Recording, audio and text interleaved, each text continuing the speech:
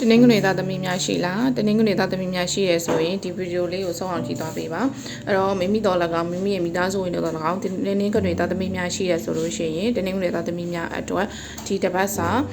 တဲတော်ဟောကိန်းများကိုဒီဆီယမကဖတ်ကြားပေးမှာဖြစ်ပါတယ်ပထမဆုံးတနင်္ဂနွေသားသမီးများအတွက်အလုတ်အကိုင်အနေနဲ့ကအလုတ်အကိုင်မှာလေဒီမိမိလုတ်ကိုင်နေရဲ့အလုတ်အကိုင်မှာမိမိကလုပ်ငန်းရှင်ရာထူးကြီးပေါ့နော်ခေါင်းဆောင်တယောက်အနေနဲ့လုပ်ကိုင်နေရမယ်ဆိုလို့ရှိရင်လည်းပဲမိမိရဲ့လုပ်ငန်းမှာအနေနဲ့ပြဿနာလေးအနေငယ်ပေါ်ပေါက်ပါမယ်အဲ့ဒီပြဿနာလေးတွေကိုမိမိကနေပြီးတော့မှဂိုင်းတွေဖြည့်ရှင်းပေးရမယ်အနေထားလေးတွေကြုံတွေ့ရပါမယ်အဲ့တော့တကယ်လို့မှမိမိက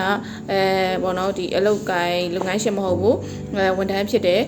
ပြီးရင်ဘောလာငယ်သားဖြစ်တယ်ဆိုလို့ရှိရင်လည်းပဲမိမိနဲ့အပြိုင်ပေါ့နော်မိမိနဲ့အပြိုင်တိုက်ခတ်လေးတွေကြုံတွေ့ရပါမယ်အဲ့တော့မိမိရဲ့အပြိုင်တိုက်ခတ်လေးတွေကြုံတွေ့ရတဲ့အခါမှာမိမိရဲ့အထက်လူကြီးပေါ့နော်မိမိရဲ့အထက်လူကြီးကိုတခြားလေးရှင်းပြပြီးတော့မှဒီမိမိတို့ဖြစ်နေတဲ့ပြဿနာကို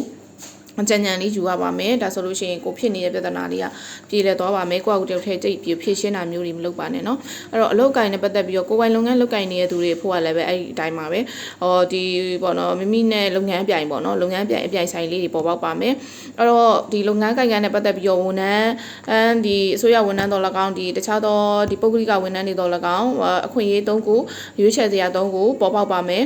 ဒီအခွင့်အရေးအသစ်နေရာပြောင်းလဲအသစ်ပေါ့နော်အခွင့်အရေးအသစ်တွေပေါ်ပေါက်မယ်ဒါကတော့အလုတ်ကိုင်းနဲ့ပတ်သက်ပြီးတော့ဖြစ်တယ်အဲ့တော့ငွေကြီးနဲ့ပတ်သက်ပြီးတော့လည်းပဲဒီတင်းငွေတွေသားသမီးများဒီတစ်ပတ်အတော်အတွင်းမှာငွေရတော့တေချာပေါက်ဝင်ပါမယ်ဒါပေမဲ့လို့အဲ့ဒီဝင်လာတဲ့ငွေတွေကမမြဲဘူးဖြစ်တတ်ပါတယ်အဲ့တော့ဒီမိမိကငွေဝင်လာတဲ့ငွေတွေကိုတေချာလေးမြဲမြံအောင်အတွက်ပေါ့နော်မြဲမြံအောင်အတွက်ဆိုလို့ရှိရင်ကိုဝင်လာတဲ့ဝင်ငွေတိုင်းပေါ်မှာကိုကတတ်မှတ်ကလေးနဲ့ကိုရဲ့စင်နာရှိသလောက်တက်နိုင်သလောက်ကိုပြန်ပြီးတော့မှလှူဒန်းမှုလေးတွေလုပ်ပေးရပါမယ်ဒါမှသာလျှင်